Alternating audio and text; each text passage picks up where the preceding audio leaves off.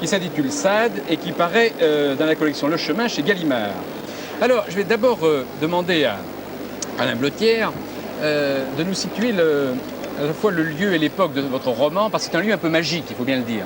Un peu magique, c'est vrai, ça se passe à Tadjoura, c'est un petit port de la mer Rouge, dans l'actuelle République de Djibouti, mais ça se passe il y a un peu moins d'un siècle, en 1885 à peu près, à l'époque où Rimbaud, précisément, y habitait. Donc, alors Rimbaud n'est pas le personnage principal, le personnage principal c'est un peintre. C'est un peintre qui s'installe dans ce petit port perdu sur la mer Rouge. Il s'y installe parce que il a fui l'Europe. Il a fui l'Europe parce qu'il se sentait plutôt incapable de créer, il avait des problèmes, il se sentait un peu épuisé. Et il a pensé qu'un voyage pourrait un peu le désaltérer et lui donner un nouveau souffle. Le libérer même, d'une certaine manière. Voilà.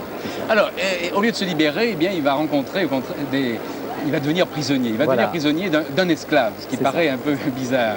C'est-à-dire que la première chose qu'il fait en arrivant à Tadjoura, c'est qu'il achète un esclave.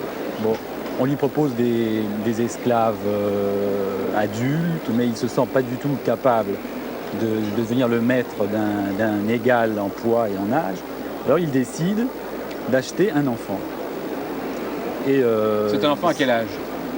10-15 ans. 10-15 ans, c'est ça. Et il s'appelle Sade. Il s'appelle Sade.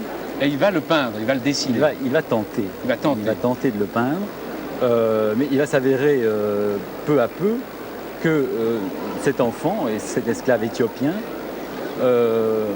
dispose de certains pouvoirs ou semble en harmonie un peu avec tout ce qui l'entoure, la terre, peut-être même l'univers.